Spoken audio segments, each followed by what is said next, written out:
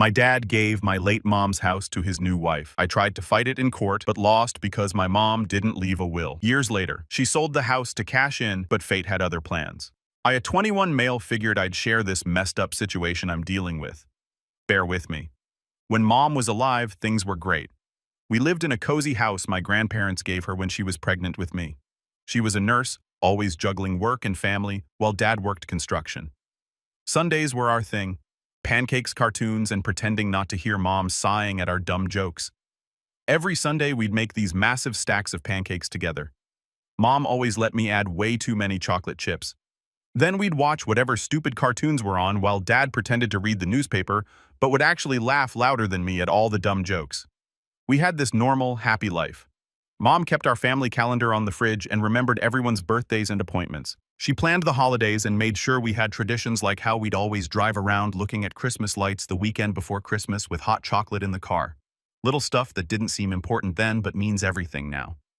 When I was 13, Mom started getting these headaches. At first, everyone thought it was just stress or maybe she needed new glasses, but then she started forgetting stuff, which was super weird for her. Dad took her to the doctor, and 2 weeks later we found out it was brain cancer.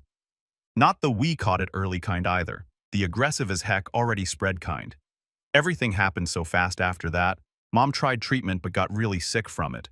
I remember visiting her in the hospital and barely recognizing her. She lost all her hair and so much weight. 8 months after diagnosis, she was gone. I was still 13, like a month away from turning 14. I didn't even really understand what was happening. One day I had a mom, and then I just didn't. Dad completely fell apart. He'd try to keep it together when I was around, but I'd hear him crying in their bedroom at night. He started drinking a lot. He's better now. Forgot to pay bills and basically survived on autopilot. I was pretty much raising myself for a while there. The house that used to be so full of life became this silent, depressing place where we both just existed without really living. I learned to do laundry from YouTube and survived on takeout. The house got messy quiet. Sometimes we'd just sit in silence staring at Mom's empty chair. The house wasn't a home anymore, just a museum of Mom. I started spending more time at friends' houses just to get away from the sadness. Dad threw himself into work and picked up extra shifts. Neither of us really knew how to talk about what happened, so mostly we just didn't. When relatives would visit, they'd clean up the place and stock the fridge. But as soon as they left, we'd slide back into our depressing routine. About a year after Mom died, I came home to find Dad actually cleaning the house. Like, really cleaning. He'd gotten a haircut too. That's when he told me he'd met someone at work, a woman whose husband had left her a few years back. They'd gone for coffee a couple times. I remember feeling weirdly relieved that he seemed more like himself, but also kind of betrayed on Mom's behalf, which is stupid, I know. What was he supposed to do, be alone forever? But I was 14, so everything felt like the end of the world. Dad started dating this woman. Let's call her S. At first, he'd only see her when I was at a friend's house or had after-school stuff. Then eventually he asked if it would be okay if she came over for dinner. I said, sure, because what else was I going to say? The first time I met S, she brought me a video game I'd mentioned wanting. Dad must have told her. She seemed nice enough, laughed at Dad's dumb jokes, asked me about school without being too pushy. She had 2 kids of her own, both older than me, a son who was 17 and in college, and a daughter who was like 18 and working some retail job. I didn't meet them right away. That first dinner was awkward as heck, but not terrible. S kept trying too hard, and I could tell she was nervous. Dad seemed happier than he'd been in a long time, though. Then S started coming around more and more after that first dinner. At first, it was just a couple times a week. Then suddenly she was there every night cooking dinner and acting like she owned the place. I tried to be cool about it because Dad seemed happier. And honestly, it was nice having actual meals again instead of microwaved crap. About 3 weeks after I met her, S dropped the first bomb. We were eating dinner. She'd made lasagna that was nowhere near as good as Mom's, but I didn't say anything. When she looked at me all serious and said, "You know, if you ever wanted to call me Mom, that would be okay with me," I nearly choked on my food. Dad just sat there with this dumb smile like she'd said the most wonderful thing ever. I mumbled something about, "Thanks, but I'm good," and excused myself to go do homework. That night, I pulled out old photo albums and just stared at pictures of my actual mom until I fell asleep. Things moved way too fast after that. Within 6 months of dating, S was practically living at our house. Her kids would come over sometimes on weekends, which was weird as heck. They were both in their 20s but acted like they were still high schoolers, leaving their stuff everywhere and expecting their mom to clean up after them. They never really talked to me except to ask if I was done with the TV or whatever. Dad and S got engaged about a year after they started dating. He took me out for burgers one night and told me before he actually proposed. I wanted to be happy for him. I really did. But all I could think was that it hadn't even been 2 years since Mom died. When I didn't immediately jump for joy, Dad got that worried look and started with the whole, "Your mom would want us to be happy" speech. What was I going to do? Tell him no. So I faked a smile and said I was happy for him. The wedding was small, at least just close family and a few friends at our backyard. S wanted to have it at our house because it was becoming her home too. I saw my mom's parents, my grandparents trying to keep it together during the ceremony. They were always nice to S-Face, but my grandma pulled me aside at one point and whispered, "This house is your mother's legacy. Don't forget that." I didn't understand what she meant at the time. After the wedding, it started slow. A new couch, different curtains, little changes here and there. Then one day I walked in, and it hit me like a punch to the gut.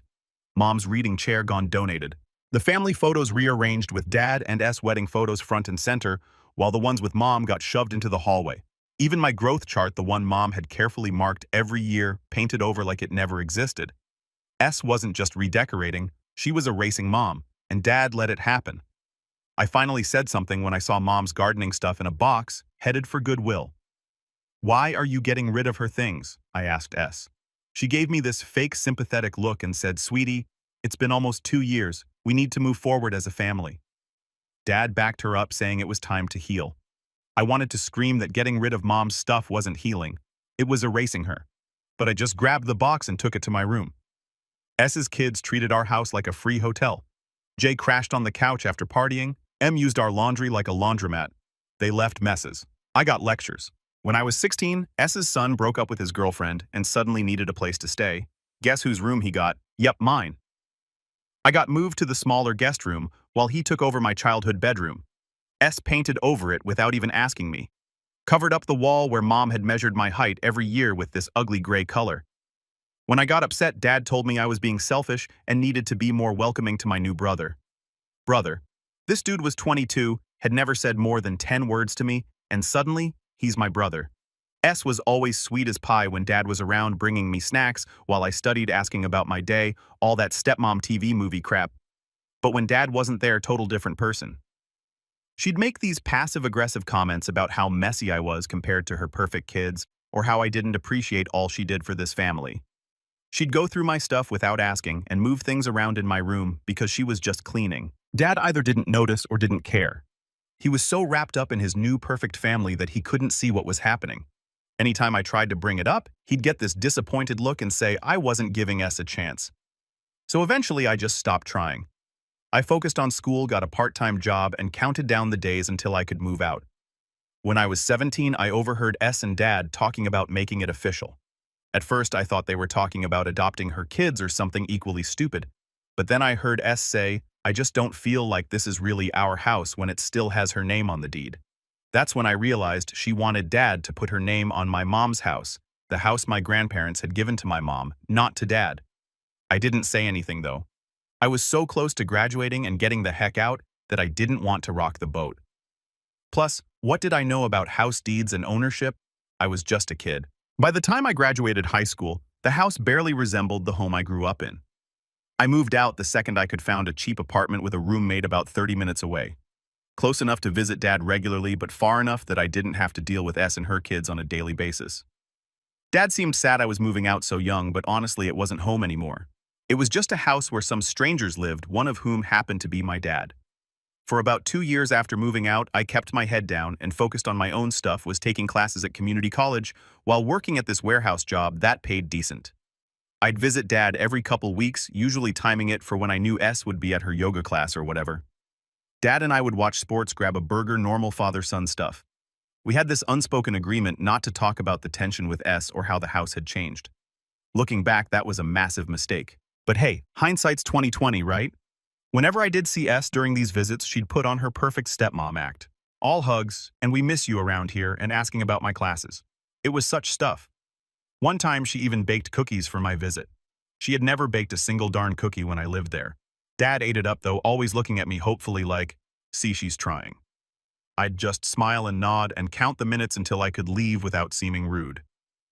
Her kids were still around constantly despite being well into their 20s. The son, let's call him Jay, had started a business which, as far as I could tell, meant selling weed and living in my old bedroom rentray. The daughter, we'll call her M, had cycled through 3 different jobs in 2 years, but somehow always had money for new clothes and going out. Neither of them had their stuff together, but S acted like they were these amazing, successful adults while I was still figuring things out. One really messed up thing was when my grandparents' mom's parents stopped coming over. They used to visit at least once a month when Mom was alive. And even after she died, they'd still come check on me and Dad. But after S moved in, those visits got more and more awkward until they just stopped altogether. When I asked Grandma about it, she just said, "It's too hard to see everything changed. I started meeting them for lunch instead, away from the house." What really pissed me off was how S started trying to take over family holidays. Mom had always gone all out for Thanksgiving and Christmas. She had special decorations, traditional recipes, the whole 9 yards. S threw all that out and started doing holidays her way. Different food, different traditions, even moved celebrations to different days, sometimes to accommodate her kids' schedules. I started visiting less and less. It was too painful seeing Mom's house transformed into this space I didn't recognize. Dad noticed and started making more effort to meet me for lunch or come by my apartment, which was cool, I guess. But every conversation somehow circled back to how great S was, or some accomplishment of her kids. Jay is thinking about real estate, aka still selling weed from his bedroom, or might go back to school. She didn't. Meanwhile, I was actually in school, working my butt off at a real job and living independently, but that was never as impressive somehow. About a year ago, my grandma got sick. Nothing terminal, just bad pneumonia. But she was in the hospital for a couple weeks. I went to visit her and she got really serious all of a sudden. She took my hand and said, "Your mother wanted you to have that house someday. It was her home and she wanted it to be your home too." I didn't know what to say.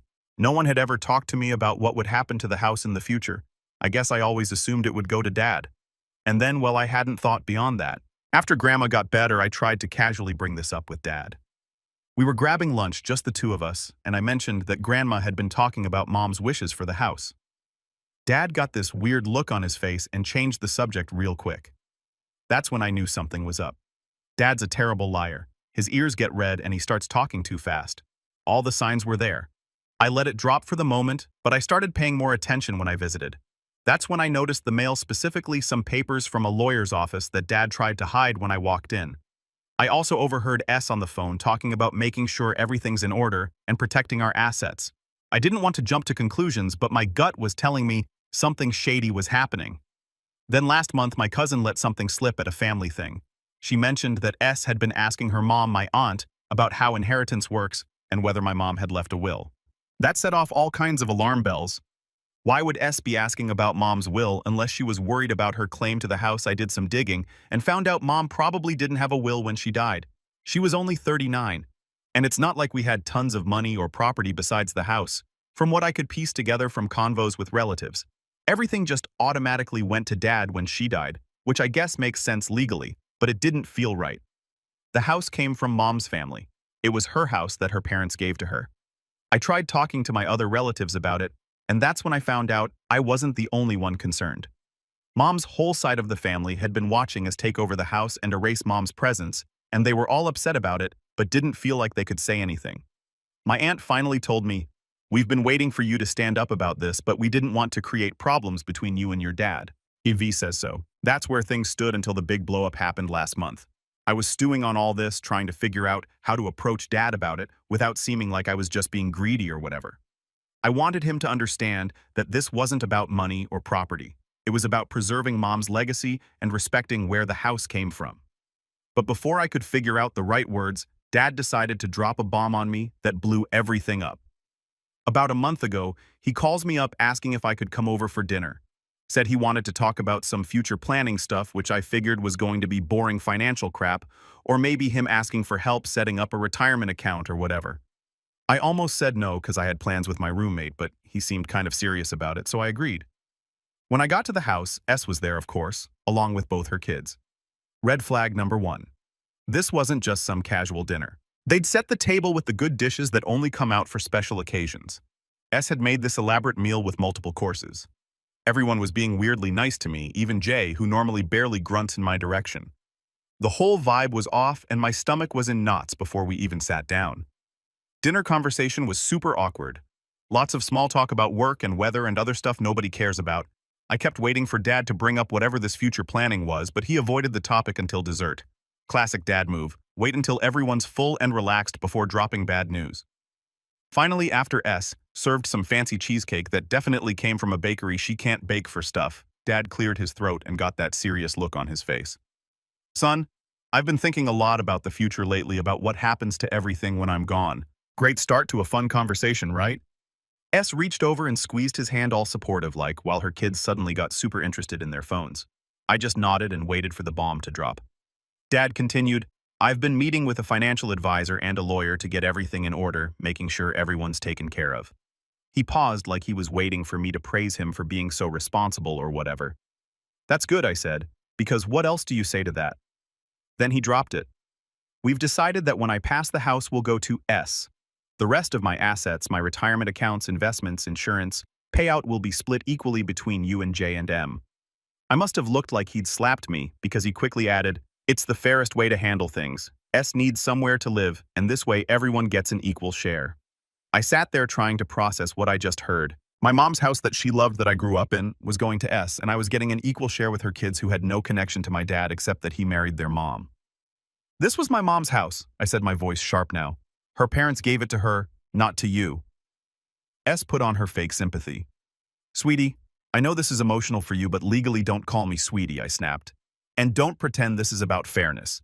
Your kids have their own family, their own father. This house has nothing to do with you. Dad got that disappointed look. Son, I understand you're upset, but S is my wife now. I need to make sure she's taken care of if something happens to me. She could be taken care of without getting mom's house. I argued. You have life insurance, retirement accounts. Why does she need this specific house? The house that came from my mom's family. M spoke up. It's about fairness. We're a family. I laughed bitterly. No, we're not. You already have 2 parents, 2 inheritances. You never lived here. You have no claim to this house, Jay muttered. Selfish prick under his breath. I ignored him. Not worth it. Dad tried to calm things down, talking about how he'd provide for me in other ways, saying maybe I could get his car, a 2010 Honda that's falling apart, and some cash. I don't want your car, I said. I don't want your money. I want my mom's house to stay in her family, like she would have wanted, like her parents wanted when they gave it to her. S got all teary-eyed then, doing her best victim impression.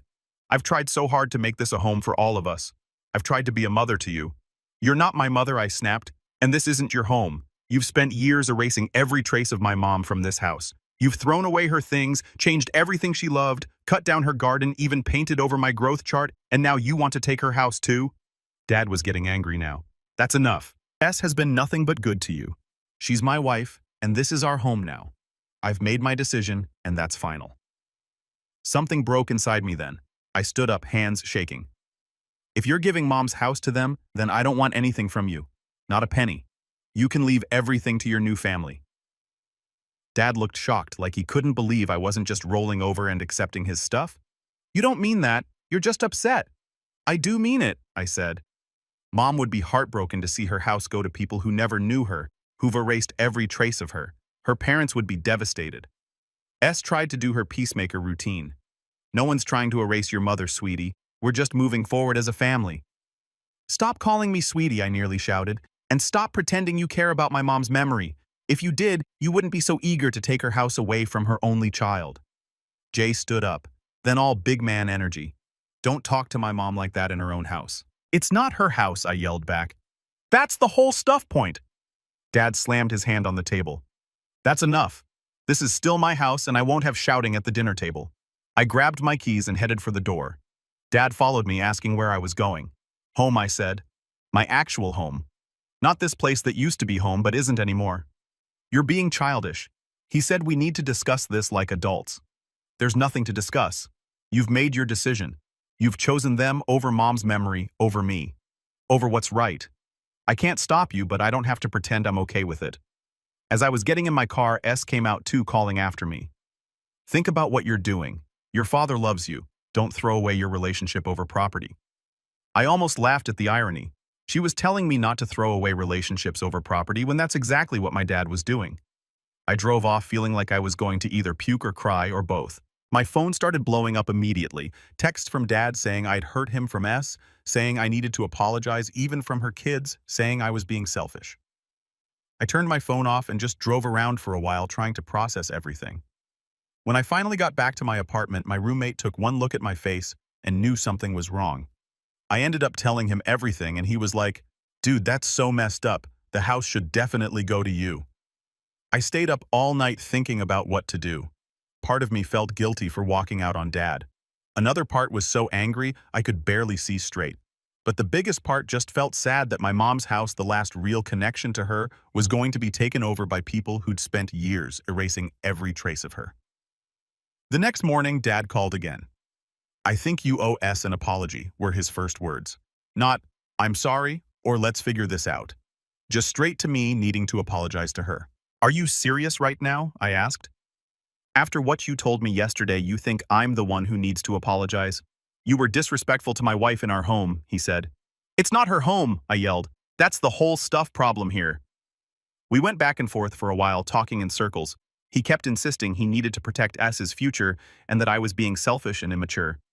I kept trying to explain that there were other ways to provide for her without giving her my mom's house. Like, she can still live there. It's not like I'm going to throw her in the street, but it shouldn't be in her name. I looked him dead in the eye. If Mom were here, would she want this? He hesitated just for a second, then she'd want me taken care of. I exhaled. That was it. He wasn't protecting himself. He was just giving S what she wanted and using Mom as an excuse. "We both know that's not true," I said quietly. "Mom would want her house to stay in her family. She'd wanted to go to me eventually." "I'm trying to be fair to everyone," he insisted. "No, I said you're trying to make S happy at my expense. And you know what? If that's your choice, fine. But don't expect me to pretend I'm okay with it." I hung up after that. A few minutes later, S texted me some long paragraph about how she just wants us all to be a family and how she's always tried to be there for me and blah blah blah. I didn't even bother responding. That was a month ago. Since then, Dad's called a few times trying to get me to come over for dinner, saying we need to clear the air. S keeps sending these guilt-trippy texts about how sad Dad is and how life is too short for family conflicts. I haven't gone over there. I can't bring myself to sit across from them knowing they're planning to take my mom's house. I've talked to Mom's parents and her sister, and they're all furious about the situation. They've offered to help me fight it legally if it comes to that. Though nobody's sure if we'd have a case since the house went to Dad when Mom died. The whole thing just makes me sick to my stomach.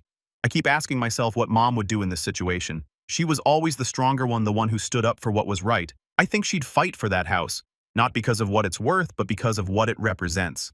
And that's exactly what I'm planning to do. After a week of ignored calls and dodged texts, I finally agreed to meet with my dad. I needed to lay everything out clearly without S or her kids around to gang up on me. I suggested meeting at this diner halfway between our places' neutral territory. Plus, I figured he wouldn't make a scene in public. Dad showed up looking tired with these dark circles under his eyes. For a second, I felt bad, thinking maybe all this drama was really affecting him. But then I remembered how casually he'd decided to give away Mom's house like it meant nothing, and my sympathy kind of evaporated. We ordered coffee and sat there in awkward silence for a minute. I could tell he expected me to apologize first, standard dad power move. But I wasn't backing down this time. This was too important. I started by telling him straight up that this wasn't about inheritance or money. It was about Mom's memory being systematically erased from the house she loved. And now the final nail in the coffin would be giving that house to someone who never knew her. I reminded him how the house came from Mom's family. I pointed out all the ways S had changed the house over the years. With each example, I could see Dad getting more uncomfortable, shifting in his seat, not meeting my eyes. Deep down, he knew it was true. Then I laid out what felt like a reasonable compromise. S could live in the house as long as she wanted after Dad passed. I wouldn't kick her out or force her to move. I'm not a monster, but legally the house should be in my name. It should stay in Mom's family. Dad just sat there stirring his coffee for what felt like forever. When he finally looked up, I could tell from his expression that nothing I said had made a difference. He gave me some BS about how S was his wife now, and he needed to protect her future. He tried to guilt me by saying Mom would understand. Mom would want him to be happy. Mom would approve of his decision. That's when I really lost it. Not yelling or causing a scene, but in that cold, scary, calm way that's almost worse. I told him he had no right to speak for Mom anymore. Not when he'd spent years letting another woman erase every trace of her from their home. The mom I knew would be heartbroken to see her house going to strangers instead of her only child. Dad tried to play the "but" were family card saying S and her kids were my family too now. I shut that down fast. S's kids were adults with their own dad when she married mine. They never lived in that house as children. Never formed any real bonds with me. Never treated me like family except when it benefited them. Like, how the heck does it make sense that they will inherit from 4 parents, their mom, their dad, and effectively, my mom? When I could see I wasn't getting through to him, I went for my last resort. I told him I'd talk to a lawyer about our options. This wasn't entirely true. I'd only done some basic Google research, but Dad doesn't know that. I mentioned that since the house originally came from Mom's family, and since there might be questions about how assets were divided after her death, there could be grounds for a legal challenge. I didn't want to threaten him, but I needed him to understand I was serious. This wasn't something I'd just get over or accept. This was something I was prepared to fight for, even if it meant taking legal action against my own father. Dad's face went through this whole journey, shock, hurt, anger, and finally settling on this cold disappointment that parents specialize in. He told me he couldn't believe I'd consider suing my own father over property. He said if money and things were more important to me than family, then maybe he'd misjudged my character. That stung, not going to lie, but I pushed back asking if a house was more important to him than his relationship with his only child. I reminded him that I wasn't asking for money. In fact, I'd explicitly said he could leave all his other assets to S and her kids if he wanted. All I wanted was for my mom's house to stay in her family where it belonged. We went back and forth like this for almost 2 hours, talking in circles, neither of us willing to budge. Eventually, Dad pushed his cup away and said he needed to think about everything. He tried to end on a hopeful note, saying we'd figure something out that worked for everyone, but the look in his eyes told me he had no intention of changing his plans. As we were paying the bill, he asked if I'd come over for dinner that weekend. Said S was making my favorite. She has no idea what my favorite food is. I told him I needed some space to process everything. The sad part was, he seemed more upset about me declining dinner than about the actual issue we'd been discussing. When I got home, I had 3 missed calls from S. Of course, Dad had immediately called her after our meeting. I didn't call back. What was there to say? She texted later that night. This long paragraph about how she just wants everyone to be happy and how she thinks of me as her own son. Stuff.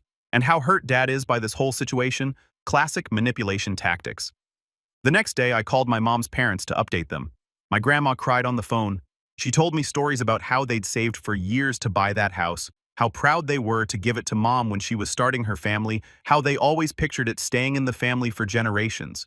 Hearing her so upset made me even more determined to fight this. Over the next few days, Dad tried calling a few more times. I answered once, but when it was clear he just wanted to convince me to drop the whole thing, I cut the call short. What really sealed the deal was when my roommate's girlfriend, who works at a law firm, helped me look up property records online. Turns out, Dad had already added S to the deed of the house 3 years ago. While I was still living there, he'd never mentioned it, never discussed it with me, just quietly signed over half of Mom's house to his new wife. Finding that out felt like a knife to the gut. That's when I made my decision. No more keeping the peace for Dad's sake. I was going to fight for Mom's house, not just for me, but for her memory, for everything that house represented. If Dad wanted a legal battle, that's exactly what he was going to get. I met with a lawyer and gathered everything. Old photos, family records, even sympathy cards mentioning the house. Mom's family backed me all the way. Dad found out about the legal consultation somehow, probably through a family friend, and completely lost it. Called me screaming, saying I was betraying him, that he couldn't believe his own son would sue him, that Mom would be ashamed of me. I stayed calm and told him he'd left me no choice. He'd betrayed Mom's memory and ignored what I knew she would have wanted. If he wasn't willing to do the right thing, then I had to fight for it. I heard from my cousin that Dad and S were telling everyone I was money hungry, that I was jealous of her kids, that I had emotional problems stemming from Mom's death that made me irrational about the house. They were trying to control the narrative, painting me as the bad guy. Some relatives believed them. Others saw through it. By this point, it wasn't even just about the house anymore. It was about standing up for what's right, about honoring Mom's memory, about not letting S and her kids swoop in and take what wasn't theirs. It was about Dad choosing his new wife over his own son and his dead wife's wishes.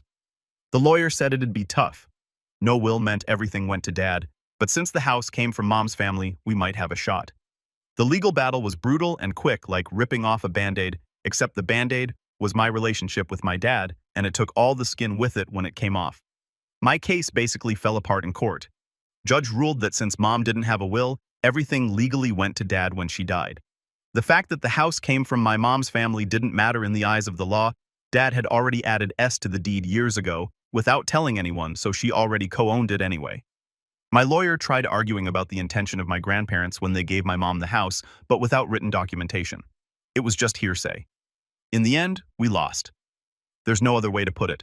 The court said Dad could leave the house to whoever he wanted. I was devastated, but not surprised. The legal system isn't designed to protect what's morally right. It protects what's technically legal. Losing the case sucked, but seeing Dad sit next to S not even looking at me was worse. When the judge ruled in their favor, S smirked. Dad just walked out, and that was the last time I saw my dad alive.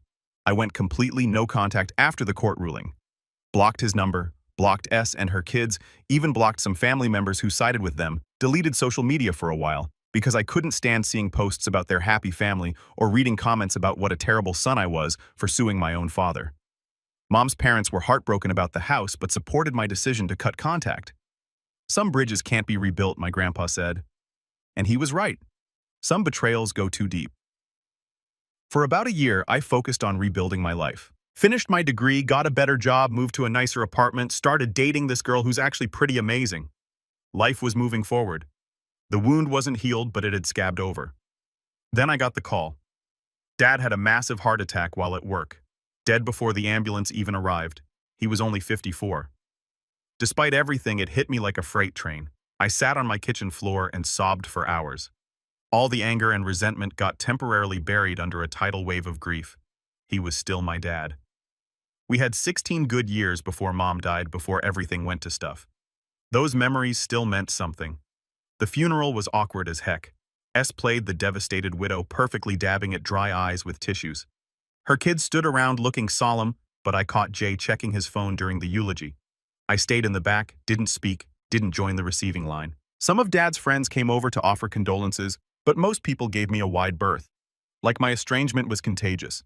S didn't speak to me at all, which was fine by me. I wasn't there for her. I was there to say goodbye to my dad. About 3 months after the funeral, I drove by the house and saw a for sale sign in the yard. S hadn't even waited a decent interval before cashing out. Mom's home, my childhood home, just another asset to liquidate. I didn't try to fight it this time. What was the point? Dad was gone. The legal battle was lost, and I was finally starting to heal. Better to let it go right. After a couple of months where I tried to focus on myself, I heard through the grapevine that the house sat on the market for months. S listed the house way too high. Convinced she'd cash out big, but the market dipped, and by the time she lowered the price, she walked away with way less than she expected. Turns out karma isn't just a concept. It's a financial reality check. Jay blew through his share in record time. First on crypto scam, then on a business venture dealing weed more openly. 2 arrests later, he's couch surfing and on probation. M got herself a luxury car she couldn't afford. Totaled it while texting, then tried to sue the other driver, who just happened to be the son of the town's top lawyer. She lost everything. As for S, she took her cut, ran off to Florida with some online boyfriend, and got smacked with a massive IRS bill for tax fraud. Turns out my aunt, who works in county records, helped uncover that little lie. Now S is back in town working a minimum wage job, whining about how unfair life is. Even her kids cut her off once the money dried up. Oh, and the new owners of the house tore it down and built something completely different. In a weird way, that's almost better.